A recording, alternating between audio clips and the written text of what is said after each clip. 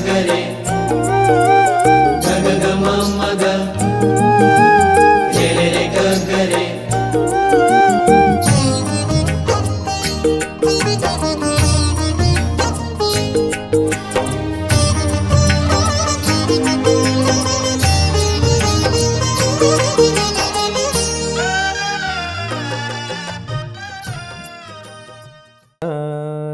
નમો નમઃ. શ્રી પૂર્ણ પુરુષોત્તમાય નમો નમઃ. શ્લોક નંબર 83 કન્ટિન્યુ. કર્તવ્યા દ્વારિકા મુખ્યા તીર્થયાત્રા યથા વિધિ સર્વૈરપી યથા શક્તિ ભાવ્યમ દીનેષુ વત્સલૈઃ.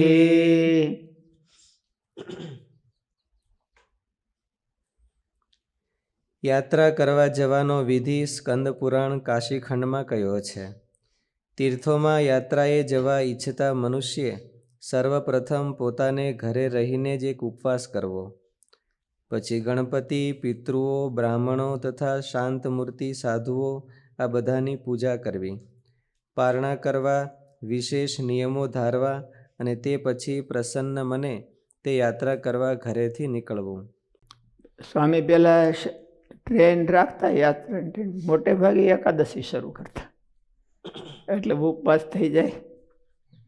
અને ઘણી ટ્રેનોમાં જોઈ, પછી આ છેલ્લી ટ્રેનોમાં તો બહુ શોર્ટ ટાઈમ હતો એટલે બહુ સેટિંગ કદાચ ન થતું હોય. યાત્રા કરીને આવ્યા પછી પિતૃઓની પૂજા કરવી, તેથી યાત્રા કરનારાને શાસ્ત્રોક્ત ફળ મળે છે. યાત્રિકે તીર્થમાં બ્રાહ્મણની પરીક્ષા ન કરવી, અન્નાર્થીને જમાડવો, તીર્થમાં ઉપવાસ કરવો, મુંડન તથા શ્રાદ્ધ કરાવવું, યથાશક્તિ દાન આપવું, કામભાવે સ્ત્રીઓને જોવી નહીં, જીવોની હિંસા ન કરવી, જાણીને ખોટું બોલવું નહીં, જેના હાથ પગ અને મન નિયમિત હોય, જેની વિદ્યા તપ અને કીર્તિ નિર્દોષ હોય, તેને તીર્થનું ફળ મળે છે. યાત્રા કરવા ગયેલો જો દાન નથી લેતો, જે કોઈ પણ વસ્તુથી સંતોષ માને છે અને અહંકાર નથી કરતો, તો તેને તીર્થયાત્રાનું ફળ મળે છે. જે યાત્રિક ક્રોધ ન કરે, બુદ્ધિને નિર્મળ રાખે, સત્ય બોલે, વ્રતોને દ્રઢતાથી પાળે, અન્ય પ્રાણીઓમાં આત્મભાવના આત્મીયતાપૂર્ણ ભાવના કરે, તે તીર્થયાત્રાના ફળને પામે છે. તીર્થોની યાત્રા કરનારો પશુ પક્ષી યોનિમાં અને દુઃખભર્યા કુદેશમાં જન્મતો નથી. તે સ્વર્ગનો અધિકારી બને છે અને તેને મોક્ષનો ઉપાય સૂઝે છે. અન્ય સ્થાનમાં કરેલું પાપ તીર્થક્ષેત્રમાં નાશ પામે છે, પણ તીર્થક્ષેત્રમાં કરેલું પાપ વજ્રલેપના જેવું થઈને લાગે છે. યાત્રા કરવા નીકળેલા સશક્ત યાત્રિકને 2 વખત જમવા વગેરેનો નિષેધ કર્યો છે. એક વખત જમવું યાત્રામાં. યાત્રા કરવા નીકળેલા સશક્ત યાત્રિકને 2 વખત જમવા વગેરેનો નિષેધ કર્યો છે. તે સ્કંદ પુરાણમાં કહ્યું છે કે યાત્રિક દિવસમાં 2 વાર જમે તો તીર્થનું તૃતીયાંશ ફળ ઘટી જાય છે. યાત્રા 33% વયું જાય, 66% રહે. યાત્રા કરતાં કરતાં જો વ્યાપાર કરે તો યાત્રાના ફળના 3 ભાગનો નાશ થાય છે, અને જો દાન લે તો યાત્રાના સંપૂર્ણ ફળનો નાશ થાય છે. વાહનનો ઉપયોગ કરવામાં આવે તો અડધું ફળ મળે છે.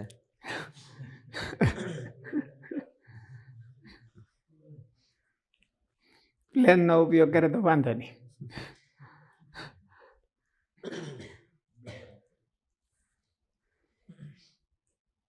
યાત્રા કરતાં કરતાં જો વેપાર કરે તો યાત્રાના ફળના 3 ભાગનો નાશ થાય છે, અને જો દાન લે તો યાત્રાના સંપૂર્ણ ફળનો નાશ થાય છે.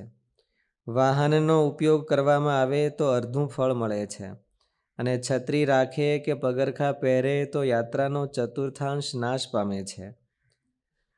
દરિદ્ર બ્રાહ્મણ તીર્થયાત્રા કરવા નીકળે અને ત્યાં દાન લે તો તેને માટે કૃત્ય રત્ન અને પ્રભાસ ખંડમાં એક બાબત વિશેષ કહી છે કે ગરીબ બ્રાહ્મણ જો તીર્થમાં દાન લે તો મળેલા દાનનો 10મો ભાગ કોઈ યોગ્ય સત્પાત્રને દાન કરી દે. એને હોતે પાછું દાનમાંથી દાન કરવું. આમ કરવાથી તેને કાંઈ હાનિ થતી નથી. તેથી જ શ્રી કૃષ્ણ ભગવાને કહ્યું છે કે વિદ્વાન મનુષ્ય જરૂર પૂરતું દાન લે તો તેને દોષ લાગતો નથી. આ દાન લેવાનો નિષેધ છે એ ગ્રહસ્થ માટે કે સાધુ માટે? બ્રાહ્મણને જ દાનનો અધિકાર છે ને, બીજા ગ્રહસ્થોને તો દાનનો અધિકાર લેવાનો અધિકાર ન કહેવાય, એ તો બધા દેનારા કહેવાય. પણ બ્રાહ્મણોએ દાન લેવું હોય તો આમ કરવું, તીર્થમાં તો લેવું જ નહીં, અને લેવું હોય તો એમાંથી એટલો ભાગ કાઢીને બીજાને હોતે આપવો. બરાબર. એટલે સાધુ એ હોતે એમ જાણવું, કારણ કે એ દાન લેવાવાળા પાત્રો છે ને સમાજમાં. લેણિયાત, દેવાનંદ બધા વ્યા ગયા એમ કે લેવાનંદ છે, એટલે એ બધા લેણિયાત છે, એટલે એને આવું કરવું જોઈએ બ્રાહ્મણ.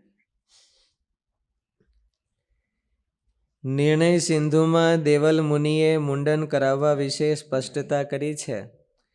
બધા જ પ્રસિદ્ધ તીર્થોની યાત્રામાં મુંડન કરાવવું અને ઉપવાસ કરવો આવશ્યક છે, પણ કુરુક્ષેત્ર, વિશાલ, બદ્રીનાથ, વિરજ, લોણાર અને ગયા આટલામાં મુંડન અને ઉપવાસ ન કરવા.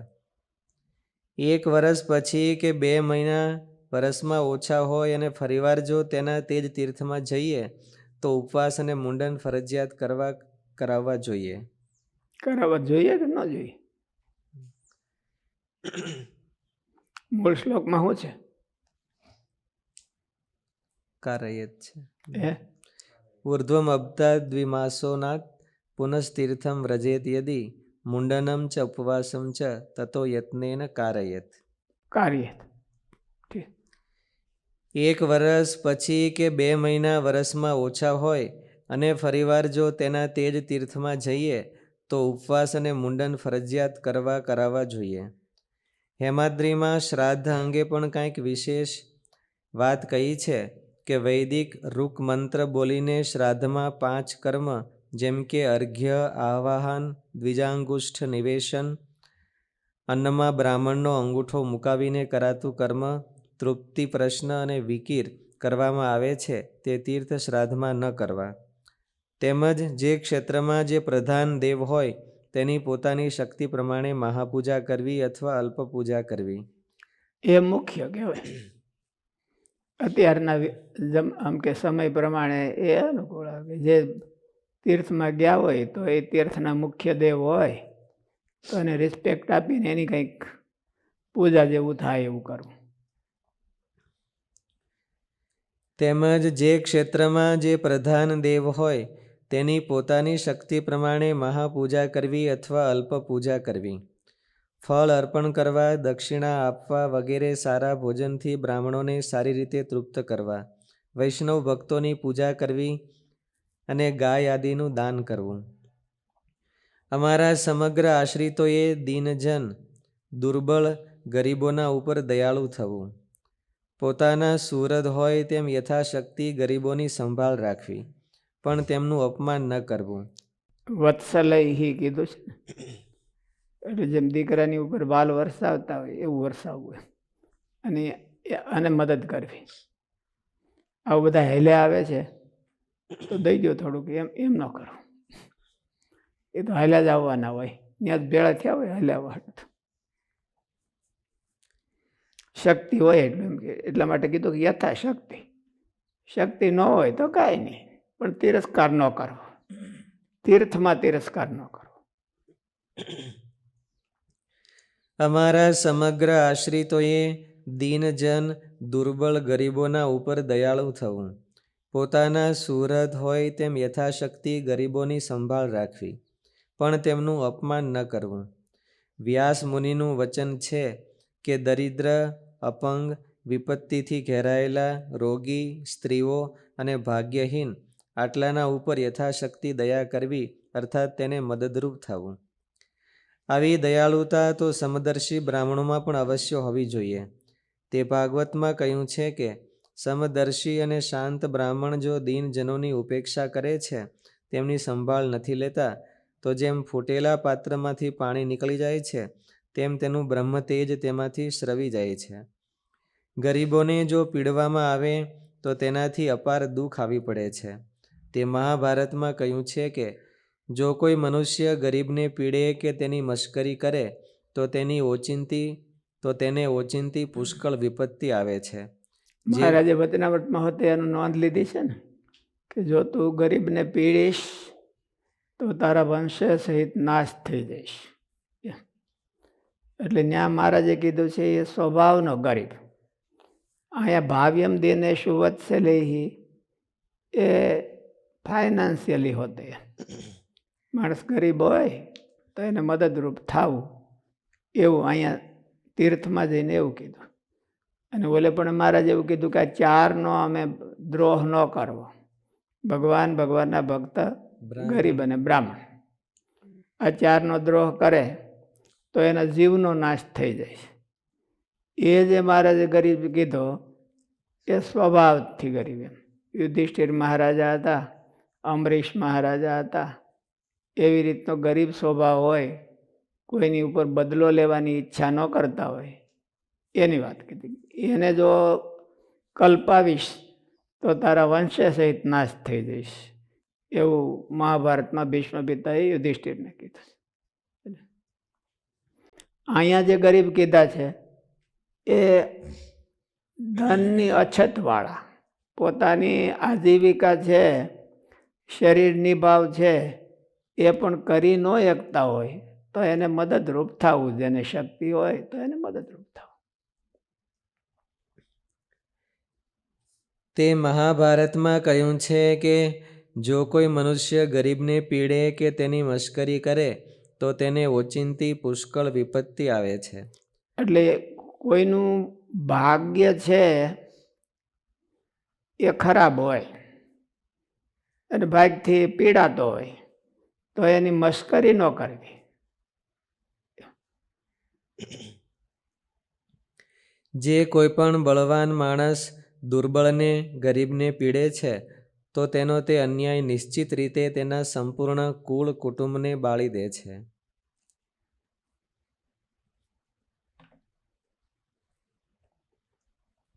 ભાષ્ય.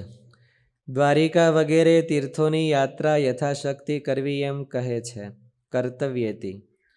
શ્રી કૃષ્ણનો સંબંધ અધિક હોવાથી દ્વારિકાનો મહિમા વધારે ગણાય છે અને તેથી જ તીર્થોમાં દ્વારિકાનું નામ પહેલાં લીધું છે. એટલે દ્વારિકા આદિ તીર્થોની યાત્રા તે તીર્થના વિધિને અનુસરીને કોઈપણ જાતના ફળની આશા રાખ્યા સિવાય જ કરવી. શાસ્ત્ર અને મહાપુરુષો મુમુક્ષુ જીવાત્માઓને કોઈપણ જાતના ફળની અપેક્ષા રાખ્યા સિવાય કર્મ કરવાનું વિધાન કરે છે. તેથી જેમ કહ્યું હોય તેમ જ મુમુક્ષુએ કરવું.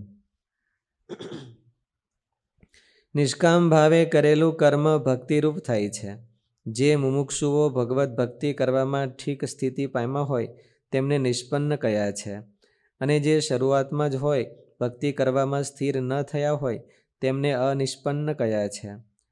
તો ખાસ કરીને તો તીર્થમાં જઈને એનો હિસ્ટ્રી જાણવાની કે આ તીર્થ શા માટે બન્યું છે, એટલે કે આ કારણથી બન્યું છે, ભગવાને શું એવી અહીં લીલા કરી છે, અને એની હારે પોતાના માનસિક એકતા કરવી. ભગવાને જે કલ્યાણના સંકલ્પ કર્યા હોય એની હારે પોતાના મનની અનુરૂપતા બનાવવી, તો એનો તીર્થનો યથાર્થ લાભ મળે છે. તો સમગ્ર નિષ્પન્ન તથા અનિષ્પન્ન મુમુક્ષુએ તીર્થયાત્રા કરવી. અનિષ્પન્ન મુમુક્ષુને પુણ્ય તીર્થોની યાત્રા કરવાથી તેનું મન નિર્મળ થાય છે અને તે પછી તેને ભક્તિનો ઉદય થાય છે. અને નિષ્પન્ન મુમુક્ષુઓને તો પોતાનું જ પ્રયોજન હોવાથી આ તીર્થો ભગવાનના સંબંધથી પવિત્ર, પૂજ્ય અને મહિમાને પામ્યા છે એટલા માટે મારે પ્રેમપૂર્વક તે સેવવાના છે. પુણ્ય તીર્થોની યાત્રા હાથ પગ આદિ અવયવોની શક્તિ હોય તે પ્રમાણે કરવી, પણ યાત્રા કરવી જ એવો આગ્રહ નથી. બરોબર એ કરવી એવું જ નહીં, અથવા તો એક વર્ષ જિંદગીમાં કરી જ નાખવી એવો આગ્રહ નથી. શક્તિ હોય તો કરવી, હોય તો સારું છે, એમ પુણ્ય થાય છે અને ભગવાનમાં હેત થાય છે. જો ભગવાનમાં હેત થાય એવી રીતે કરે તો યાત્રા કરવાનું પ્રયોજન તો એ જ કે ભગવાનમાં હેત થાય. ભગવાનના આ બધા લીલા સ્થાનો હોય અને ભગવાનની મોટી ભવ્ય હિસ્ટ્રીઓ સમાયેલી હોય, ત્યાં જઈને વધારે ભાવિત થઈ શકાય છે. અહીં બેઠા બેઠા આપણે છપૈયાથી ભાવિત ન થઈ શકીએ, પણ ત્યાં છપૈયામાં ગયા હોય અને એ જે ભાવિત થઈ શકે એવું દૂર થઈને ન થઈ શકે. એટલે ભક્તિ મેળવવા માટે તીર્થયાત્રામાં જવું. આપણે મહારાજના લીલા સ્થાનોમાં જાય અને ત્યાં જઈને જે મહારાજને સંભાળીએ ને મહારાજની એ લીલા સંભાળીએ ને મહારાજનો એ હેતુ ને મહારાજની ભવ્ય જે જીવોના કલ્યાણ કરવાના સંકલ્પ એને સંભાળીએ અને અહીંયા આપણે ઘેરે બેઠા સંભાળીએ તો એમાં બેમાં હૃદય છે એ ભાવિત થવામાં થોડોક ફેર રહેશે. એટલે હૃદય વધારે મહારાજમાં ભાવિત થાય એટલા માટે એવા હેતુથી અને એવી ભાવનાથી તીર્થમાં જાઓ. પણ જાવું જેવું કમ્પલસરી નથી. પુણ્ય તીર્થોની યાત્રા હાથ પગ આદિ અવયવોની શક્તિ હોય તે પ્રમાણે કરવી, પણ યાત્રા કરવી જ એવો આગ્રહ નથી. જૂના જમાનામાં તો હું એવું હતું ને કે હાલીને કરતા ને, એટલે હાથ પગની શક્તિ હોય એવી કરી. અટાણે બધા વાહન લઈને જતા હોય તો ફાઇનાન્સની શક્તિ હોય એ પ્રમાણે કરવી. શક્તિથી બારી યાત્રા ન કરવી બહુ. પુણ્ય તીર્થોની યાત્રા હાથ પગ આદિ અવયવોની શક્તિ હોય તે પ્રમાણે કરવી, પણ યાત્રા કરવી જેવો આગ્રહ નથી. ભક્તિ પ્રવાહના તો ઘણા દ્વાર છે. દીનજનોના ઉપર દયાવાન થવું તે સમગ્ર તીર્થોની યાત્રા કરવાથી પણ મોટું પુણ્ય છે. દયા ન હોય તો એ હોતે મોટું પુણ્ય છે. દીનજનોની ઉપર દયા કરી દેવી. એક વ્યક્તિની પાસે બે વિકલ્પ છે. ફાઇનાન્સ થોડુંક ભેળું થયું હોય સરપ્લસ, અને કાં તો યાત્રા કરી આવે, અને કાં તો કોઈ સાચે જ દીન હોય એને મદદ કરે, તો આનું પણ આટલું જ પુણ્ય છે. યાત્રામાં ન જવાનું અને કોઈકનો આશીર્વાદ મળે એવું કરે તો એનું પણ એટલું જ પુણ્ય છે. તીર્થયાત્રા એ તો આમ કે બી કેવી રીતે કરાવ્યું? પોતાના પૈસા દઈને કે શાસ્ત્રીજી મહારાજ ટ્રેન કાઢતા હતા એવી રીતે એમ? એ તો છે જ વધારે બધાને એમાં નિમિત્ત પોતે થાય. તો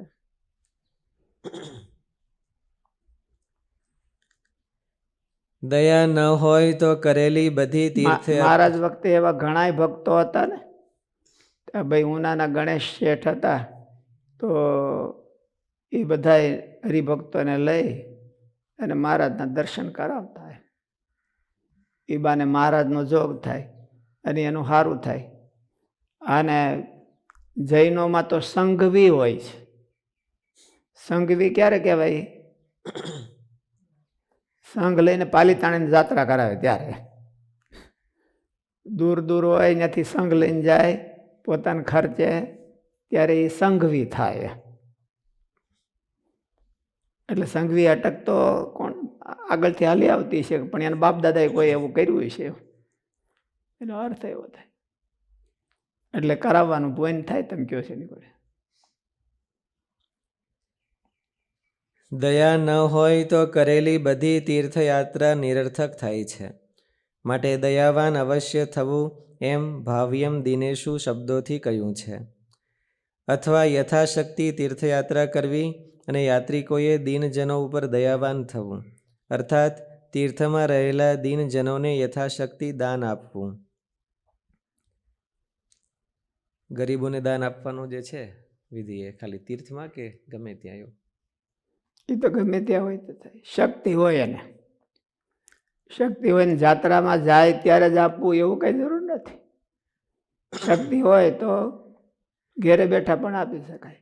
પણ મહારાજને અહીંયા કહેવાનું મિનિંગ એ છે કે જેટલું જાત્રા કરવાનું મહત્વ અને પુણ્ય છે એટલું ને એટલું આને મદદ કરવાનું પણ પુણ્ય છે. ગરીબોને જમાડવા કે દાન આપવું અને ભગવાનના ભગતને જમાડવા ને દાન આપવું, એ તો આખી જુદી વસ્તુ છે. મહારાજે એમ કીધું કે એમાં શું વિવેક રાખવો? એમાં વિવેક શું રાખવો? પ્રાયોરિટી. જો ભગવાનના ભગત આપણે મદદ કરવાની આપણામાં શક્તિ કેપેસિટી ઊભી થાય, આપણને એમ લાગે છે કે એટલી આપણે કોકને મદદ કરીએ, તો પહેલાં ભગવાનના ભગત ગોતવા અને ભગવાનના ભગતને મદદ કરવી, અને પછી વધારે હોય તો ગરીબોને હોદ્દે કરવી. પણ ગરીબોનો તિરસ્કાર ન કરવો એવું મારે કીધું. આપણા હૃદયમાં એના તરફનું જે હેટિંગ ન હોવું જોઈએ, એને હેટ કરવા એવું ન હોવું જોઈએ. એને એનું પ્રારબ્ધ એવું છે, તેને ભગવાને એવી અછત આપી છે, એટલે એ તો પ્રારબ્ધનો ખેલ છે. એટલે એને હેટિંગ ન કરવા, એને મદદરૂપ થવાય તો થાવ. પણ આપણી પાસે લિમિટેડ શક્તિ છે કે ભાઈ આટલી જ હું મદદ કરી શકું એમ છું, તો પ્રાયોરિટી ભગવાનના ભગત કોઈક ગરીબ હોય તો એને કરે, અને એને મદદ કરવાથી જાદુ પોઈન્ટ થાય છે. એવું છે. એને ભગવાનનો સંબંધ છે ને એટલા માટે ભગવાનની ભક્તિ માર્ગના આ વિચારો છે. અને ભગવાનની ભક્તિ ન હોય તો એ એમ વિચારે કે ઝાઝી જરૂરત કોને છે, ઝાઝી જરૂરત હોય એને આપ, તો એ સફળ થયું કહેવાય, મિનિંગફુલ થયું કહેવાય. એ ભક્તિ રહિતના વિચારો છે.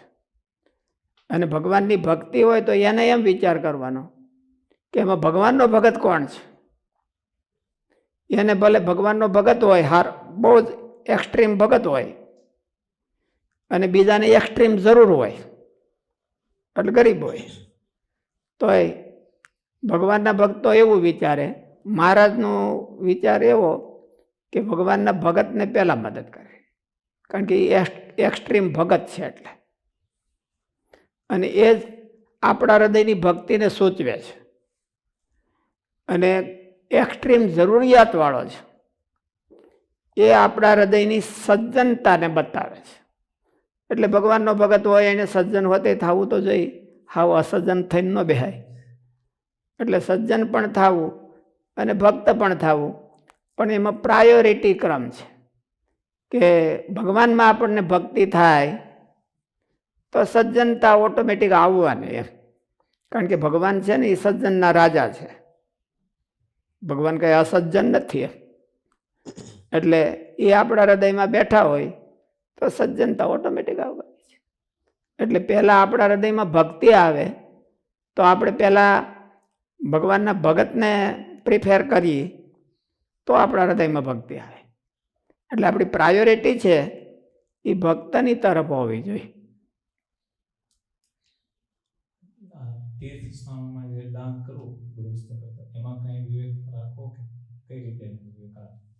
તીર્થોમાં અમુક તીર્થ હોય તેનો પછી જે આપણે દાન કરે એનો ઉપયોગ કઈ રીતે થાય છે? તીર્થન તો એકદમ પવિત્ર ને કે શ્રેષ્ઠ હોય, પણ એનું દાન જે કરે, જમાડવામાં વિવેક ન રાખો, દાન દેવામાં વિવેક રાખો. બધી એવું જગ્યાએ કીધું છે, આમાં તો કાંઈ કીધું નથી. જમાડવામાં ભૂખ્યો એ જમાડી દેવાનો. પછી માનો કે ધન સંપત્તિની મદદ કરવી હોય તો એનો ન્યાય તો એવો જ છે કે એનો ઉપયોગ એ ક્યાં કરે એ પ્રમાણે દાતાને ફળ થાય. તીર્થમાં હોય કે બીજે હોય, તીર્થમાં હોય અને કોઈકને મદદ કરે 500 રૂપિયાની, અને એ દારૂ પી લે કે બીજું પી લે કે એવા કર્મ કરે કે જેમાં પાપ થાય એવું કોઈ કર્મ કરે તો ભાગીદાર આ થાય. એ તીર્થમાં ને બીજી જગ્યાએ બધી જગ્યાએ એ નિયમ લાગુ પડે. આમાં કાંઈ વિશેષ નથી કીધું કે તીર્થમાં આમ કરવું કે ન કરવું એમ. એટલે દાન દેવામાં ભૂખ્યો માણસ હોય એને જમાડવામાં વિવેક ન કરવો કે આ બરાબર છે કે ઓલો છે એવું બહુ ન જોવું, એવું કોઈક જગ્યાએ શાસ્ત્રમાં કીધું છે. એ ભૂખથી પીડાય છે ને એને અન્ન મળતું નથી તો એને જમાડી દેવું. એમાંય જો ભગવાનનો ભગત મળી જાય તો એને વધારે પુણ્ય થાય. ભગવાનના એક જમતા બોલ્યો શંખ અસંખ્યથી શું સર્યું એવું કીધું. એક ભગવાનના ભક્તને જમાડે તો એને બ્રહ્માંડ જમાડેનું પુણ્ય થાય એવું મોટા સંતોની વાતોમાં કીધું છે. ગુલબર્ગાથી પ્રશ્ન છે હે? ગુલબર્ગાથી પ્રશ્ન છે, સંતો કોઈને દાન આપે તો તેનું પુણ્ય કોને મળે? જેને દેવું હોય એને મળે. પુણ્ય છે એ ટ્રાન્સફર થઈ શકે છે ને, કે મારે આને દેવું છે તો એને મળે. પાપ ટ્રાન્સફર થઈ શકતું નથી, એટલે એમાં એ વ્યવસ્થા જ નથી, વન વે સિસ્ટમ છે. એટલે સંતો તો પુણ્ય કરે એટલે પુણ્યનું જ ફળ મળવું જોઈએ એવું જરૂર નથી. એવો સંકલ્પ કરે તો ભગવાનની ભક્તિ મળે. કોઈ પણ પુણ્ય કર્મ છે એ ભક્તિમાં ટ્રાન્સફર થઈ શકે છે. એટલે આપણે ભગવાનને રાજી કરવા માટે કરવું, આપણે તો કંઈ પુણ્ય કરવા માટે કરતા હોતા નથી. એટલે આપણે તો મહારાજ રાજી થાય અને મહારાજની ભક્તિ આપણને થાય એટલા માટે સારા કર્મ પણ કરવા. કારણ કે મહારાજનો એવો સ્વભાવ હતો અને આપણે એ સ્વભાવને ફોલો કરીએ એટલે મહારાજનો રાજીપો આપણા ઉપર વધારે થાય.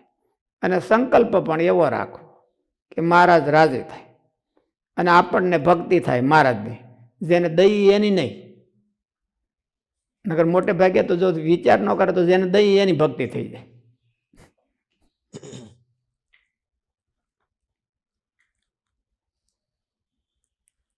શ્લોક નંબર 84. વિષ્ણુ શિવ ગણપતિ પાર્વતી ચ દિવાકરઃ એતાઃ પૂજ્યતયા માન્યા દેવતા પંચમામકૈઃ. અને અમારા જે આશ્રિત તેમણે વિષ્ણુ, શિવ, ગણપતિ, પાર્વતી અને સૂર્ય એ 5 દેવ જે તે પૂજ્યપણે કરીને માનવા. મારા સમગ્ર આશ્રિતોએ આ 5 દેવતાઓને પૂજ્યપણે કરીને માનવા. તે ક્યાં? તેના ઉત્તરમાં કહે છે કે વિષ્ણુ, શિવ, ગણપતિ, પાર્વતી અને સૂર્ય. તેમાં શ્રી વિષ્ણુ તો પદ્મનાભ નારાયણ જ છે અને તે પુરુષોત્તમ નારાયણનો આદ્ય અવતાર હોવાથી પૂજ્ય જ છે. શ્રી શંકર વૈષ્ણવોના રાજા છે અને વૈષ્ણવ ધર્મના પ્રવર્તક છે, તેથી પૂજ્ય છે. શ્રી ગણપતિને બ્રહ્મ વૈવર્ત પુરાણના ગણપતિ ખંડમાં શ્રી કૃષ્ણના અંશાવતાર કહ્યા છે અને તેમને સમગ્ર દેવતાઓએ અગ્ર પૂજ્યપણે સ્થાપ્યા છે. દેવી પાર્વતી તો શ્રી શંકરનું અર્ધું અંગ છે અથવા સાક્ષાત શ્રી કૃષ્ણને મેળવવામાં તેઓ સહાયરૂપ છે, માટે પૂજ્ય છે. આ કારણથી જ શ્રીમદ્ ભાગવતમાં કથા છે કે વ્રજની ગોપીઓએ દેવી પાર્વતી ગૌરીની આરાધના કરી હતી. કુંડિનપુરમાં રૂકમણીએ અને દ્વારિકામાં વસુદેવજી આદિએ દેવી અંબિકા પાર્વતીની આરાધના કરી હતી. સીતાજીએ હોતી કરી હતી. એટલે એનો અર્થ એવો થયો કે પાર્વતી છે એ ભગવાનને મેળવવામાં મદદરૂપ છે. એનું કોઈ વ્રત કરે અને એવો સંકલ્પ કરે કે મને ભગવાન મળે, તો આ બધાને એવા સંકલ્પથી મળ્યા હતા. રૂકમિણીજીએ સંકલ્પ કર્યો અને દેવીની પૂજા કરી તો એને શ્રી કૃષ્ણ ભગવાન મળ્યા. સીતાજીએ આ દેવીની પૂજા કરી અને એવો સંકલ્પ કર્યો તો એને રામ મળ્યા. અને જ્યાં જ્યાં બધે એવો હોય ત્યાં જેને પૂજા થતી હોય ત્યાં કરે. એટલે પાર્વતીજી જો કોઈ સંકલ્પ કરે એવો સંકલ્પ પૂજા કરવામાં તો એને ભગવાન મેળવવામાં મદદ કરે છે. એટલે એ વેદ પ્રસિદ્ધ દેવી છે અને એની પૂજા કરવી. પૂજ્યપણે માનવા. શ્રી સૂર્ય તો દ્વિજપણાને પમાડનારા ગાયત્રી મંત્રના અધિષ્ઠાતા દેવ છે, ભગવાનનું સ્વરૂપ છે, વેદ મૂર્તિ છે અને ધર્મની પ્રવૃત્તિનું મૂળ છે, માટે તેઓ પૂજ્ય છે. આમાં અન્યાશ્રય દોષને સ્થાન જ નથી. આ 5 દેવ છે એ વેદ પ્રસિદ્ધ દેવતાઓ છે, અને આ દેવતાને રિસ્પેક્ટ આપે તો એમાં અન્યાશ્રય થતો નથી. ભગવાનનો આશ્રિત હોય તો પણ એને અન્યાશ્રય થતો નથી. અન્યાશ્રય તો ત્યારે કહેવાય કે હાવ એની ઉપાસના મને કરવાતો હોય. આમાં તો મારે જેવું કીધું, પૂજ્યતયા માન્ય, એને રિસ્પેક્ટ આપવું. યથાયોગ્ય એનો જન્મદિવસ હોય તો એની પૂજા કરવી. ગણપતિના જન્મદિવસ, ગણેશ ચોથને દિવસે આપણે એની પૂજા કરીએ છીએ. શિવજીનું શિવરાત્રિના દિવસે આપણે એની પૂજા કરીએ છીએ. તો એમાં અન્યાશ્રય થતો નથી. તેમાં વૈષ્ણવ ભક્તોએ તો શ્રી વિષ્ણુને મુખ્ય રાખીને પંચાયતન દેવની સ્થાપના કરવી આમ સમજવું. આવી 5 પંચાયત હોય છે. વિષ્ણુ પંચાયત, શિવ પંચાયત, ગણેશ પંચાયત, સૂર્ય પંચાયત અને દેવી પંચાયત. જેની પંચાયત કહેવાય પંચદેવ કે પંચદેવ તો આના, પણ કારણ કે દેવીની પંચાયત હોય તો દેવી છે એ વચ્ચે સ્થાપન કરવાના. અને ચારે બાજુ ભલે શંકર ભગવાન એના પતિ રહ્યા તોય ઘણી વીરાંગના પતિવ્રતાઓ પોતાના ધણીને ખૂણામાં નથી મૂકી દેતી. એવી રીતે એમ એને મુખ્ય રાખવાના, બાકીના બધા એને સાઈડમાં રાખવાના.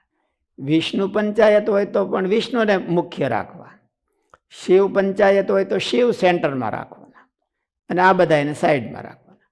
અને એ પાંચેયની ભેળી પૂજા કરવી. મુખ્ય હોય વચ્ચે સેન્ટરમાં, એની મુખ્ય પૂજા થાય, અને બાકીના બધા અંગ દેવતાઓ ગણાય, અને એવી રીતે પૂજા થાય. એવી રીતે જે ઉપાસના કરતા હોય જેની, એની પંચાયત પૂજા થાય. તેમાં વૈષ્ણવ ભક્તોએ તો શ્રી વિષ્ણુને મુખ્ય રાખીને પંચાયતન દેવની સ્થાપના કરવી આમ સમજવું. જેમ કે વિષ્ણુને વચ્ચે સન્મુખ પધરાવવા, ઈશાન કોણમાં શંકરને, અગ્નિ ખૂણામાં ગણપતિને, એટલે પછી આમ હવળો આંટો લેવાનો, ક્રમ એનો રહે. ઘડિયાળનો જમણો આંટો લેવાનો, ઘડિયાળનો ક્લોકવાઇઝ, એન્ટી ક્લોક નહીં. વિષ્ણુને વચ્ચે સન્મુખ પધરાવવા, ઈશાન કોણમાં શંકરને, અગ્નિ ખૂણામાં ગણપતિને, નૈઋત્ય ખૂણામાં સૂર્યને અને વાયવ્ય ખૂણામાં દેવી પાર્વતીને સ્થાપવા. તે પદાર્થા દર્શમાં કહ્યું છે કે પંચાયતન દેવતાઓની સ્થાપના કરવી હોય ત્યારે નીચે જણાવ્યા પ્રમાણે તે દેવોને અને દેવીને પધરાવવા. જેમ કે શ્રી શંકર પંચાયતન હોય તો ઈશાનમાં વિષ્ણુને, અગ્નિમાં સૂર્યને, નૈઋત્યમાં ગણપતિને, વાયવ્યમાં પાર્વતીને. સૂર્ય પંચાયતન હોય તો ઈશાનમાં શંકરને, અગ્નિ ખૂણામાં ગણપતિને, નૈઋત્ય ખૂણામાં વિષ્ણુ ભગવાનને અને વાયવ્ય ખૂણે પાર્વતીને. પાર્વતી પંચાયતન હોય તો પાર્વતીને મુખ્ય સન્મુખ ઈશાનમાં વિષ્ણુ ભગવાનને, અગ્નિ ખૂણામાં શંકર ભગવાનને, નૈઋત્યમાં ગણપતિને અને વાયવ્યમાં સૂર્યને. અને ગણપતિ પંચાયતન હોય તો ઈશાનમાં વિષ્ણુને, અગ્નિમાં શંકરને, નૈઋત્યમાં સૂર્યને અને વાયવ્યમાં પાર્વતીને પધરાવવા. આ 5 દેવને ઈશાન કોણથી આરંભીને પ્રદક્ષિણાની ઢબે ઉપર કયા પ્રમાણે પધરાવવામાં આવે તો તે સુખ આપે છે, અને તેથી જુદી રીતે સ્થાપવામાં આવે તો નુકસાન થાય છે. દિશાનું સ્વરૂપ તો પ્રયોગ પારિજાતમાં બતાવ્યું છે કે પ્રધાન દેવના મુખ સન્મુખ પૂર્વ દિશા માનવી અને તેને આધારે બીજી દિશાઓ કે વિદિશાઓ કલ્પવી. ભાષ્ય. પરમ પુરુષાર્થ મોક્ષપરાયણ મારા એકાંતિક ભક્તોએ ધર્મશાસ્ત્ર તથા સદાચારની પરંપરાથી ચાલી આવેલી પંચાયતનની પૂજા કરવી. ઉપાસનાઓની 5 ધારાઓ સનાતન હિન્દુ ધર્મમાં ચાલે છે. એક વિષ્ણુ ધારા, શૈવ ધારા, દેવીની એમ કે અને સૂર્યની અને ગણપતિની. આ 5 ઉપાસના પદ્ધતિઓ ચાલી આવે છે, અને એ શાસ્ત્રોને માન્ય છે. એ શાસ્ત્રીય દેવતા કહેવાય. બીજા બધા જે એકદમ નાના હોય તો એ ક્ષુદ્ર દેવતાઓ કહેવાય. આ ક્ષુદ્ર દેવતાઓ ન કહેવાય. પરમ પુરુષાર્થ મોક્ષ પરાયણ મારા એકાંતિક ભક્તોએ જેની આગળ ખાસ કરીને હિંસા થતી હોય અને જે ઓલા એમ કે ને કે ઘણી વખત અવગતિ ગયેલા જીવો હોય એ બધા દેવ થઈને જ પૂજાતા હોય. ભૂતિઓની છે એ સમર્થ હોય એટલે એમ કે મજબૂત માણાની લાકડી ભારે એમ કે ઓલું એટલે એ પૂજાય એમ. પરમ પુરુષાર્થ મોક્ષ પરાયણ મારા એકાંતિક ભક્તોએ ધર્મશાસ્ત્ર તથા સદાચારની પરંપરાથી ચાલી આવેલી પંચાયતનની પૂજા કરવી. પંચાયતનની પૂજા કરીએ તો અન્ય દેવની ઉપાસના કરી કહેવાય એવી ભાવનાથી તે પૂજા તજી દેવી નહીં. પૂજ્ય દેવોની માત્ર પૂજા કરવાથી કાંઈ એકાંતિકપણાનું ઉલ્લંઘન થતું નથી. ઉલ્લંઘન તો ત્યારે કહેવાય કે તે દેવોને સર્વોત્કૃષ્ટ સર્વોપરીપણે સ્વીકારવામાં આવે. તે પંચાયન દેવોમાં મુખ્ય વિષ્ણુ છે. વિષ્ણુથી આરંભીને શિવ આદિની જે પૂજા કરવી તે પંચાયતન પૂજા કહેવાય છે. તે શ્રીહરિ કહે છે કે વિષ્ણુ રીતિ, વિષ્ણુને પહેલાં નિર્દેશ કરો હોવાથી તેની પ્રધાનતા જણાય છે. તે પછીથી શિવ, ગણપતિ, પાર્વતી અને સૂર્ય કયા છે. આ 5 દેવતાઓને મારા આશ્રિતોએ પૂજ્યપણે માનવા, સમજવા.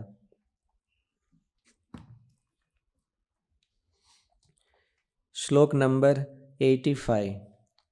ભૂતાદ્યુપદ્રવે ક્વાપી વર્મ નારાયણાત્મકં જપ્યમ ચ હનુમન મંત્રો જપ્યો ન ક્ષુદ્ર દેવતઃ. અને જો ક્યારેક ભૂત પ્રેતાદિકનો ઉપદ્રવ થાય ત્યારે તો નારાયણ કવચનો જપ કરવો અથવા હનુમાનના મંત્રનો જપ કરવો, પણ તે વિના બીજા કોઈ ક્ષુદ્ર દેવનો સ્તોત્ર અને મંત્રનો જપ ન કરવો. ક્યારેક અપવિત્રતા આદિ દોષોને લીધે ભૂત આદિની પીડા થાય ત્યારે શ્રીમદ્ ભાગવતના 6ઠ સ્કંધમાં વિશ્વરૂપે કહેલા વિધિ પ્રમાણે નારાયણ કવચનો જપ કરવો. અહીંયા ભૂત પ્રેત આદિમાં આદિ શબ્દ કયો છે તેનાથી પ્રેત, પિશાચ, શાકિની અને બ્રહ્મ રાક્ષસ આદિને પણ તે ભેળા ગણી લેવા. અહીં નારાયણ કવચ આવો શબ્દ છે તેમાં વિશ્વરૂપ કહે છે કે જ્યારે કોઈ જાતનો ભય આવી પડે ત્યારે નારાયણ કવચ ધારવા માટે હાથ પગ ધોવા, દર્ભની પવિત્રી હાથમાં ધારવી, પવિત્રપણે વિધિ કે છે નારાયણ કવચનો કેવી રીતે પાઠ કરવા. ધોતાંગ્રી એવું કંઈક સરસ શ્લોક છે. પવિત્રપણે ઉત્તર દિશા તરફ મુખ કરીને બેસવું, 3 વખત આચમન કરવું, વાણીને નિયમમાં રાખવી, અષ્ટાક્ષર, દ્વાદશાક્ષર અને ષડક્ષર મંત્રોથી અંગન્યાસ અને કરન્યાસ કરવા, નારાયણના ધ્યાન પરાયણ થઈને નારાયણમય કવચ ધારણ કરવું. આ રીતના નારાયણ કવચનો જપ કરવો અને તે ઉપદ્રવના નિવારણ માટે વીર નામે હનુમાનજીનો મૂળ મંત્ર અને માળા મંત્રશાસ્ત્રમાં કહેલા વિધિ પ્રમાણે જપવો. પણ શ્રી કૃષ્ણ ભગવાન અને તેમના ભક્ત સિવાયના અન્ય કોઈ ક્ષુદ્ર દેવનો મંત્ર ન જપવો, કારણ કે તે જપવાથી અન્યાશ્રયરૂપ દોષ લાગે છે. હનુમાનજીની આરાધના કરવામાં અન્યાશ્રય દોષ લાગતો નથી, કારણ કે રામાયણમાં શ્રી રઘુનાથજીએ કહ્યું છે કે જે મનુષ્ય મહાત્મા હનુમાનજીની આરાધના કરશે તો તેણે મારી જ આરાધના આ લોકમાં કરી છે, નિશ્ચિંત છે. અનન્ય ભક્ત છે ને ભગવાનના, એટલે એમાં અન્યાશ્રય દોષ નથી થતો. ભાષ્ય. અન્ય દેવતાઓની ઉપાસના અંગે શ્રીહરિ કહે છે કે કદાચ કોઈ વખતે કોઈ ભૂત, પ્રેત, પિશાચ આદિનો ઉપદ્રવ થાય તો તે ઉપદ્રવ ટાળવા માટે શ્રીમદ્ ભાગવતના 6ઠ સ્કંધના 8મા અધ્યાયમાં વિશ્વરૂપે ઇન્દ્રને જે નારાયણ કવચ સ્તોત્ર કયો છે એવું ને એવું નિત્યાનંદ સ્વામી હરિકવચ કર્યું છે ને. એટલે નારાયણ કવચમાં શું છે, બીજું કાંઈ છે નહીં. ભગવાન રામ છે એ મારી રસ્તામાં રક્ષા કરો, ભગવાન વામન ભગવાન છે એ રાત્રે કરો ને પથારીમાં કરો ને સવારે કરો ને એવા ભગવાનના અવતારોના નામ લઈને પ્રાર્થના કરવામાં આવે છે. નિત્યાનંદ સ્વામીએ મહારાજના એવી રીતના નામો લઈ અને મહારાજની આ સંકટ સમયમાં રક્ષા કરવાની પ્રાર્થના કરી છે. એટલે આપણે ઘણી વખત પાઠવતે કરાવ્યો છે અને પુરસ્ચરણો કર્યા છે. એટલે હરિકવચ છે એવું નિત્યાનંદ સ્વામીએ હરિકવચ બનાવ્યું છે મહારાજના નામે, મહારાજની પ્રાર્થના. એટલે મહારાજે આમાં કીધું એટલે આપણે હરિકવચનો પણ પાઠ કરી શકાય. હનુમાનજીના મંત્રમાં નીતિ પ્રવીણ કે બીજા કોઈ પણ મંત્રનો પાઠ કરી શકાય? એવું આમાં કંઈ બહુ કર્યું નથી.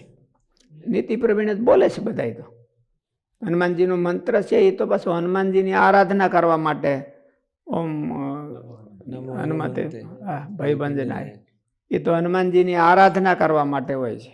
આ ભૂત આવે ત્યારે તો હંધાય નીતિ પ્રવીણ જ બોલે છે. એટલે નીતિ પ્રવીણ બોલે. એટલે અન્ય દેવતાની ઉપાસના અંગે શ્રીહરિ કહે છે કે કદાચ કોઈ વખતે કોઈ ભૂત, પ્રેત, પિશાચ આદિનો ઉપદ્રવ થાય તો તે ઉપદ્રવ ટાળવા માટે શ્રીમદ્ ભાગવતના 6ઠ સ્કંધના 8મા અધ્યાયમાં વિશ્વરૂપે ઇન્દ્રને જે નારાયણ કવચ સ્તોત્ર કયો છે તેના પાઠ કરવા. ભૂત કોઈને વળગ્યું હોય અને પછી આ નીતિ પ્રવીણને એવું બોલે તો હનુમાનજી આવતા હોય છે અને એવું ભૂત કહેતું હોય છે. હવે તો બહુ ભૂત નથી, કોઈ એવું ભૂત વળગાડ બહુ ઓછો દેખાય છે. પહેલાં આપણે અહીંયા રાજકોટમાં હતી, કોકને વેકેશન ખુલે ત્યારે નવા આવ્યા હોય અને શનિવારે નીતિ પ્રવીણ બોલતા તો ધૂતકારી મારે બરાબર. એવા 2-3 બનાવો બની ગયેલા અને ધૂતકારી મારે ધૂળે. અને જો એને બિહારીને એને આ નીતિ પ્રવીણને એવું બોલવામાં આવે તો એ કે મને એવું કે મને ભૂત મારે છે, ઓલું હનુમાનજી મને ગદા મારે છે એવું હતી કે. તો આપણે નારાયણ કવચ બોલીએ, ઓલું હરિકવચ બોલીએ અને મહારાજને બોલાવીએ તો મહારાજ ન આવે. હનુમાનજી આવે એમ મહારાજ હોતે આવે. એટલે એની પ્રાર્થનાથી એનો અર્થ એવો છે કે આ મંત્રમાં કેટલી બધી શક્તિ હોય છે. કેવળ આપણે આંખેથી ભાળતા નથી, પાછું ભૂત ભાળે એટલે આપણે ભૂત જેવાય કહેવાય નહીં. તોય ક્યારેક ક્યારેક આપણને ભૂતની ઉપમા આપી દેવામાં આવે છે કે ભૂત જેવો છે. ખરેખર ભૂત તો ત્યારે એમ બોલું કરતું છે કે આને ક્યાં મારી ઉપમા આપી, હું હનુમાનજીને ભાળું છું, આ કાંઈ ભાળતા નથી. આ મૂર્તિ પાસે જાય તોય ભાળતા નથી ને હું તો અહીં બહાર બેઠો તોય ભાળું છું. અને નારાયણ કવચ બોલીએ આપણે અને ભગવાનની હરિકવચ બોલીએ, મહારાજની પ્રાર્થના કરીએ તો મહારાજ જરૂર આવે. હનુમાનજી ગદા લઈને આવે છે એવી રીતે મહારાજ પણ એના હથિયારો લઈને આવે ભક્તોની રક્ષા કરવા માટે. અને એટલા માટે તો નિત્યાનંદ સ્વામી એ ઓલું સ્તોત્ર બનાવ્યું છે, હરિકવચ બનાવ્યું, કવચ બનાવ્યું છે હા પ્રાર્થના માટે. એટલે આ માણસોના જીવનમાં આવી રીતે થતું હોય પણ પછી એ આપણને શ્રદ્ધા ન રહે કે આ બધા છે અને અહીં બેઠા છે અને એ કામ કરે છે, આપણા માટે કામ કરે ને આપણી રક્ષા કરે છે. આપણે જ્યારે પોકારીએ ત્યારે આવે છે તો એ તો સંકટ પડે ત્યારે આવતા હોય છે. અમસ્તાએ પ્રાર્થના કરી તો આવે, આપણી પ્રાર્થનાને સાંભળે છે, એનો અર્થ એવો થયો. નીતિ પ્રવીણ બોલીને ભૂત વળગ્યું હોય ત્યારે જ હનુમાનજી આવે અને અમથા બોલી ત્યારે ન આવે એવું થોડું હોય. એને કંઈ એવું કસરત કરવાની જરૂર હોય એવું કંઈ ન હોય, કસરત કરવા માટે આવતા હોય એવું. એ તો આપણી પ્રાર્થના સાંભળીને આવતા હોય. એટલે ચાલુમાં આપણે ભગવાનની પ્રાર્થના કરતા હોઈએ ત્યારે પણ ભગવાન મૂર્તિમાન હોય, ખાલી આપણી આંખને પડદો હોય એટલે આપણે દેખીએ નહીં એટલું. અને ત્યારે પણ એવું જ થાય ને, ભૂત દેખતું હોય છે, આપણે નથી દેખતા હોતા.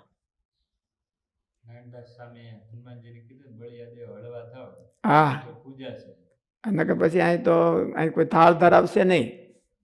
અહીંથી જ નીચે બેઠા, જુનાગઢમાં હનુમાનજી નીચે હતા ને એટલે નારાયણદાસ સ્વામી એ હનુમાનજીને લઈને ઉપર, હનુમાનજી ગણપતિને લઈને ઉપર.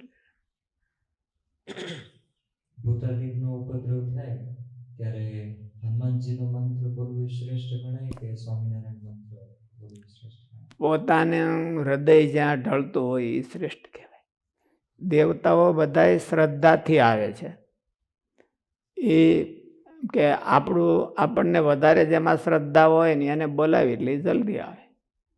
આપણે વધારે જેમાં લગાવ હોય અને એને બોલાવીએ એટલે એ જલ્દી આવે.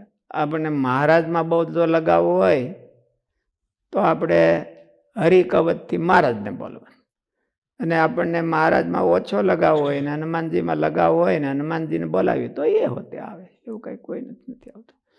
પણ એમાં ક્યાંને બોલાવવા એ ભગવાને પોતાને આપણને ચોઈસ આપ્યો છે કે તમને જે લગાવ હોય એને બોલાવો એ બધા આવશે. હનુમાનજીને બોલાવશો તો હનુમાનજી હોતે આવશે, ને મહારાજને બોલાવશો તો મહારાજ હોતે આવશે. લગાવ જોઈએ આપણને આપણા હૃદયમાં. કદાચ કોઈ વખતે કોઈ ભૂત પ્રેત પિશાચ આદિનો ઉપદ્રવ થાય તો તે ઉપદ્રવ ટાળવા માટે શ્રીમદ ભાગવતના 6ઠ સ્કંધના 8મા અધ્યાયમાં વિશ્વરૂપે ઇન્દ્રને જે નારાયણ કવચ સ્તોત્ર કયો છે તેના પાઠ કરવા અથવા હનુમાનજીના મંત્રનો જપ કરવો. પણ કોઈ ક્ષુદ્ર દેવ દેવીના મંત્રનો જપ કરવો નહીં. અને આ નારાયણ કવચની હિસ્ટ્રી તો બહુ સરસ છે ભાગવતમાં, કંઈક બહુ મને યાદ નથી, પણ એને ઓલા નારાયણ કવચનો પાઠ કરી અને ઓલા ઋષિનું હાડક્યું લઈ અને ઇન્દ્ર લડવા ગયો હતો ત્યારે ઓલાને હોતે મારી નાખ્યો, એમ કે વૃત્રાસુરને પરાજય કર્યો. એટલે આ કવચમાં કેટલી બધી શક્તિ છે અસુરોને મારવા માટે. પણ એ ખાલી એને જપ કર્યો તો તેનું હાડક્યું છે એ વજ્ર જેવું થઈ ગયું હતું. એનું વજ્ર બનાવ્યું દધીચી ઋષિનું. એ બધું આખ્યાન એમાં આવે છે વધારે, પછી બોલાઈ ગયું હોય આપણને ત્યાર પછી. અથવા હનુમાનજીના મંત્રનો જપ કરવો, પણ કોઈ ક્ષુદ્ર દેવ દેવીના મંત્રનો જપ કરવો નહીં. અને આ હનુમાનજી તો ભગવાન દાખલા બિહારતા હોય, બીજા દેવીઓ દેવદેવીઓને બધાની આરાધના કરતા હોય, એ કદાચ ને ભૂતને કાઢતા હશે. પણ મહારાજે કીધું કે વૈષ્ણવ પરંપરા છે, આપણે તો શુદ્ધ છે, મહારાજના ઉપાસક છે, ભગવાનના નારાયણના ઉપાસક છે, એટલે એણે બીજા દેવની આરાધના ન કરવી. અને આ હનુમાનજી તો ભગવાનના એકાંતિક ભક્ત છે, તેમના મંત્રનો જપ કરવો તે નિર્દોષ છે. શ્લોક નંબર 86. રવેરિન્દ્રોશ્ચોપરાગે જાયમાને પરાક્રિયા હિત્વા શુચિભિઃ સર્વે કાર્ય કૃષ્ણ મનોર્જપા. અને સૂર્યનું ને ચંદ્રમાનું ગ્રહણ થયે સતે અમારા સર્વે સત્સંગી તેમણે બીજી સર્વે ક્રિયાનો તત્કાળ ત્યાગ કરીને પવિત્ર થઈને શ્રી કૃષ્ણ ભગવાનના મંત્રનો જપ કરવો. સૂર્ય અને ચંદ્રમાનું ગ્રહણ હોય ત્યારે સ્પર્શ કાળે જ તમારે સૌએ તત્કાળ બીજા વ્યવહારિક કામકાજ છોડી દેવા, સ્નાન કરી શુદ્ધ થવું, પછી શ્રી કૃષ્ણ ભગવાનના શાસ્ત્રીજી મહારાજે છેલ્લી ટ્રેનમાં ગંગાને કાંઠે ચંદ્રગ્રહણ ઉજ્યું હતું, બહુ ભવ્ય રીતે ઉજ્યું. આખી ટ્રેન હતી અને બધા ગંગાને કાંઠે ગયા હતા અને બહુ ભવ્ય રીતે એ ત્યારે કર્યું હતું. ત્યારે આપણે રાદડિયા પરિવાર ભીમજીભાઈ ને એના ભાઈ નામ ભૂલાઈ ગયું, એટલે એ બે ભાઈઓને બનતું નહીં એટલે બોલવાનો વ્યવહાર નહોતો. પછી સ્વામીને આ બેને બોલતા કર્યા હતા અને બે ભાઈ બેઠા હતા, રડી પડ્યા હતા. આખી સભા છે એ એકદમ એટલી બધી સિરિયસ થઈ ગઈ હતી. અને આ ગંગાને કાંઠે હરિદ્વારમાં આ ગ્રહણ ઉજવ્યું હતું. તો ગ્રહણ શરૂ થાય એ પહેલા પણ સ્નાન કરવાનું. ગ્રહણ શરૂ થાય પહેલા એવું કીધું છે. પવિત્ર થઈને ગ્રહણ શરૂ થાય અને પહેલા નાહી ધોઈને બેહવાનું અને પછી પાછું હોતે નાહવાનું. સૂર્ય અને ચંદ્રમાનું ગ્રહણ હોય ત્યારે સ્પર્શ કાળે જ તમારે સૌએ તત્કાળ બીજા વ્યવહારિક કામકાજ છોડી દેવા, સ્નાન કરી શુદ્ધ થવું, પછી શ્રી કૃષ્ણ ભગવાનના અષ્ટાક્ષર મંત્રનો અથવા નામ મંત્રનો જપ કરવો. ધૂન કરવી, ભજન ભક્તિ કરવું. તે વખતે સ્નાન કર્યા સિવાય ન રહેવું, તેમજ વ્યવહારિક બીજું કાંઈ કામ ન કરવું. વશિષ્ઠ મુનિએ કહ્યું છે કે અમે 74માં ઈટવાયા ગયા હતા, તો ત્યાં હોતે ચંદ્રગ્રહણ રાત્રે હતું, તો ત્યારે હોતે સ્વામી ભેળા હતા. એટલે પછી ત્યાં આપણે દ્રોણેશ્વર કઈ મત્સુંદરીમાં સ્નાન કરવા ગયા હતા સવારે. સ્વામીને હાલીને ઈટવાયા મંદિરથી, ત્યારે મંદિર નહોતું થયું, હજી મંદિર થતું હતું. હાલીને પછી સવારે તે વખતે સ્નાન કર્યા સિવાય ન રહેવું, તેમજ વ્યવહારિક બીજું કાંઈ કામ ન કરવું. વશિષ્ઠ મુનિએ કહ્યું છે કે રાહુ દર્શનમાં અર્થાત કોમ્પ્યુટરમાં બેસીને ત્યારે વિડીયો બનાવી નાખવો, એવું ન કરો.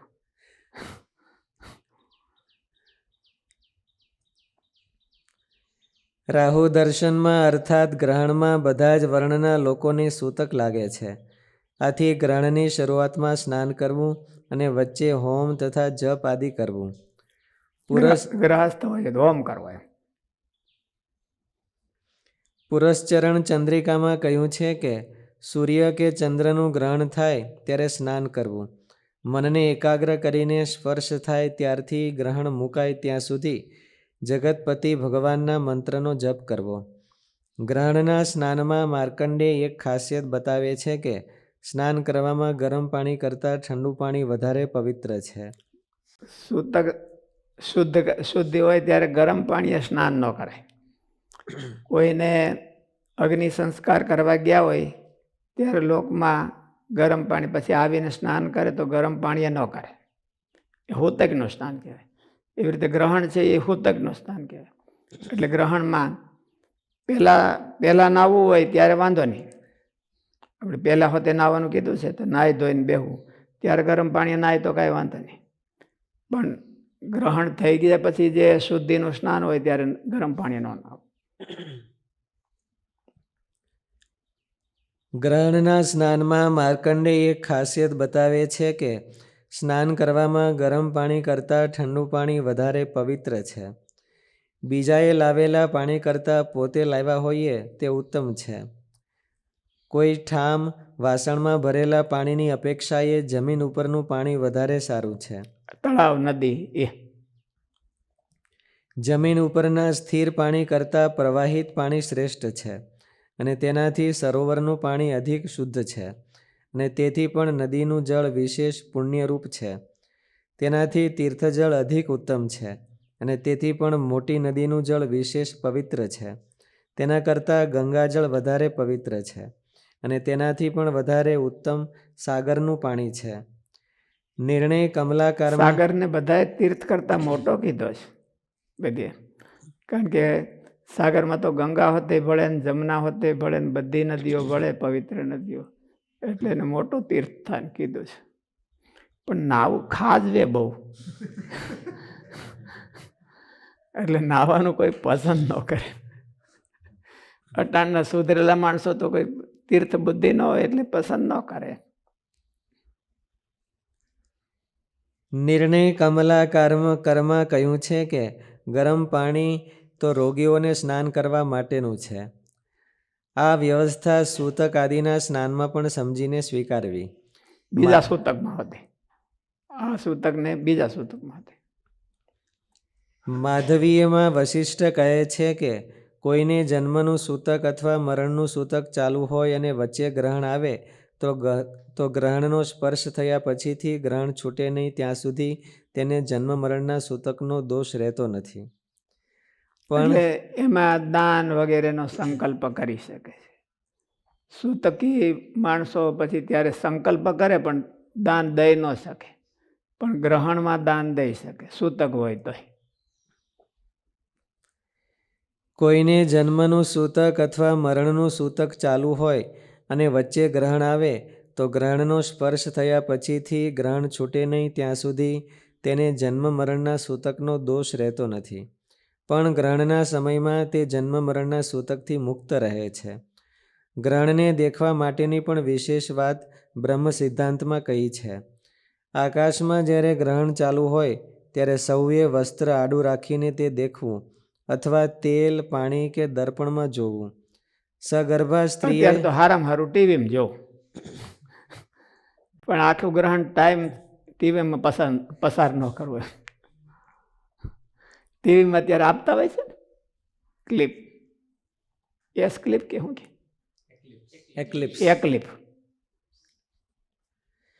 આકાશમાં જ્યારે ગ્રહણ ચાલુ હોય ત્યારે સૌએ વસ્ત્ર આડું રાખીને તે દેખવું અથવા તેલ, પાણી કે દર્પણમાં જોવું. સગર્ભા સ્ત્રીએ તો કપડું આડું રાખ્યા વિના ગ્રહણ જોવું જ નહીં. ખરેખર તો જોવાય જ નહીં. એના ગર્ભ ઉપર એના અવળા સંસ્કારો પડે છે. ગ્રહણ છે એ ભારે છે, એટલે આંખને પણ નુકસાન કરે છે. એવું તો બધા વૈજ્ઞાનિકો હોતે એવું કહે છે. અહીં વેધની બાબતમાં કહે છે કે ચંદ્રગ્રહણમાં જે પ્રહરમાં ચંદ્રગ્રહણ થવાનું હોય તેના પહેલાં 3 પ્રહર 9 કલાક અને સૂર્યગ્રહણ જે પ્રહરમાં થવાનું હોય તેના પહેલાં 12 કલાક ભોજન કરવું નહીં. એટલે વેધ લાગી જાય છે. તે માધવીયમાં વૃદ્ધ ગૌતમે કહ્યું છે કે સૂર્યગ્રહણની શરૂઆત પહેલાં 12 કલાક ખાવું નહીં અને ચંદ્રગ્રહણની શરૂઆત પહેલાં 9 કલાક ખાવું નહીં. આ નિષેધ બાળકોને, વૃદ્ધને અને રોગીને નથી. બાળકો, વૃદ્ધ અને રોગીને તો ગ્રહણના પ્રહર પહેલાં 3 કલાક જમવું નહીં. 3 કલાક પહેલા રાખવું એને હોતે. આમ નિર્ણય સિંધુમાં કહ્યું છે. સાયંકાલે સૂર્ય ઘેરાયેલો જો આથમી જાય તો તેથી પહેલાંના 12 કલાક અને પછીના 12 કલાક ભોજન ન કરવું. એ તકલીફ એ ગ્રહણ હોતો જો સૂર્ય આથમી જાય તો એને તારાહૂતક કહેવાય. એટલે બીજે દિવસે પાછા સૂર્ય દર્શન કરી, સ્નાન કરી અને પાણી પી શકાય.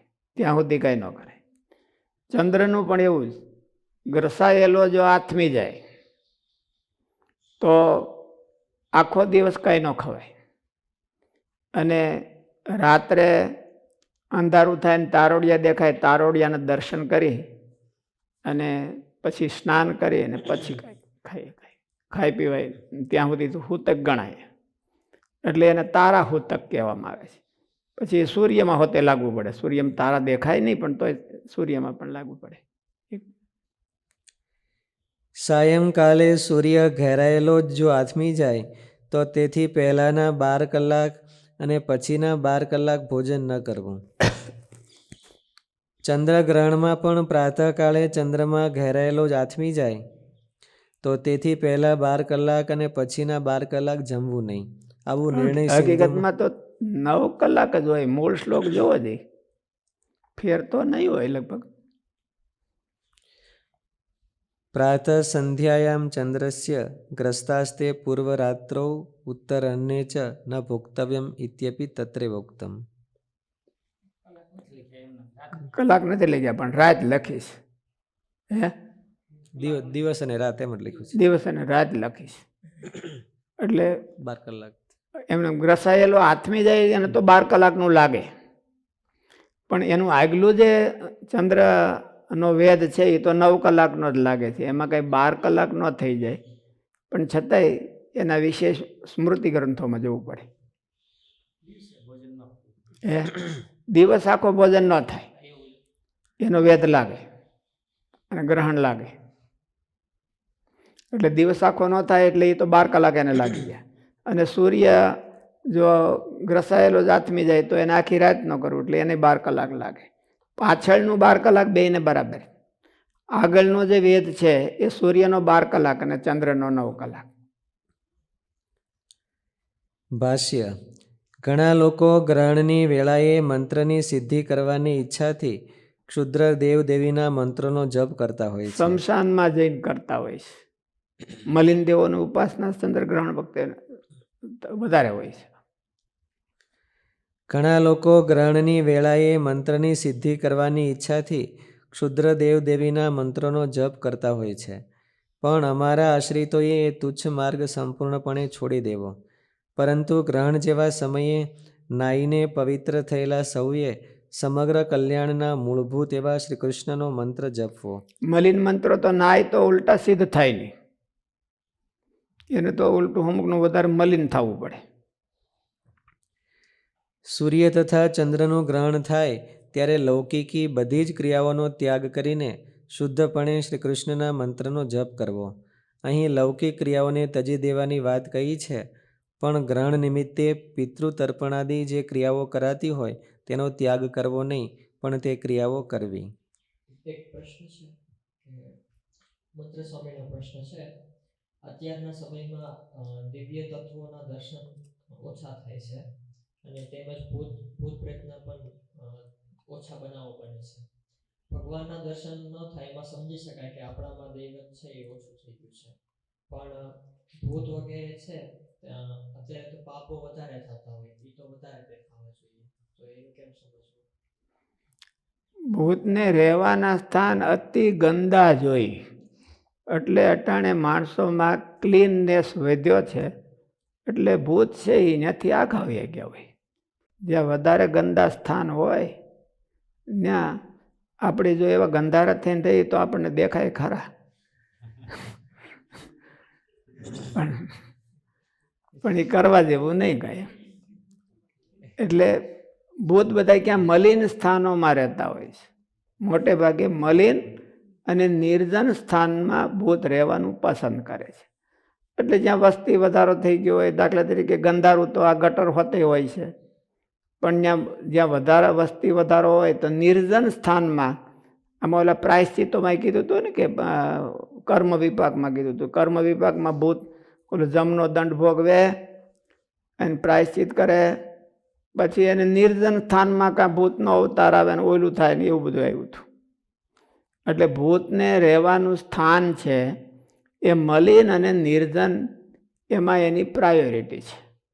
એટલે જ્યાં વસ્તી વધારો હોય ત્યાં કદાચ એને રહેતા હોય ભૂત, તો એ પછી વયા જાય અને ત્યાંથી કોઈ નિર્જન સ્થાન હોય ત્યાં ગોતે, એટલે એવું થાય. છેલ્લો પ્રશ્ન છે દિલીપભાઈ કોટડિયાનો. ઘણીવાર ભગવાનની મોટાઈ સમજીને એમ થાય કે નાના એવા ભૂત આદિના કષ્ટ માટે મહારાજને થોડું કષ્ટ દેવાય, એ કરતા હનુમાનજીની મદદ લઈ લે, તો એવી સમજણમાં પતિવ્રતાની ભક્તિની સમજણમાં ખામી કહેવાય કે? અરે એવું હનુમાનજીની આરાધના કરવામાં પતિવ્રતાની ખામી નથી ઓલી આવતી, એવું શિક્ષાપત્રીમાં કીધું. એટલે આપણે તો શિક્ષાપત્રીમાં કીધું એવું માનવાનું, એમાં પતિવ્રતાની ખામી આવતી નથી. પણ મહારાજને એવું કાંઈ કષ્ટ થાય, આપણે જ કષ્ટરૂપ હોઈએ છીએ મહારાજને, એટલે મહારાજને આપણો ઉદ્ધાર કરવો એ મોટો કષ્ટ હોય છે. એટલે એવું મહારાજને બહુ આપણે મહારાજ ઉપર દયા કરવાની જરૂર નથી. અને મહારાજની આરાધના કરે તો મહારાજ આવે છે, અને હનુમાનજીની આરાધના કરે તો હનુમાનજી આવે છે. એમાં કંઈ બહુ વાંધો નહીં કોઈ. સહજાનંદ સ્વામી મહારાજ મહારાજની જય.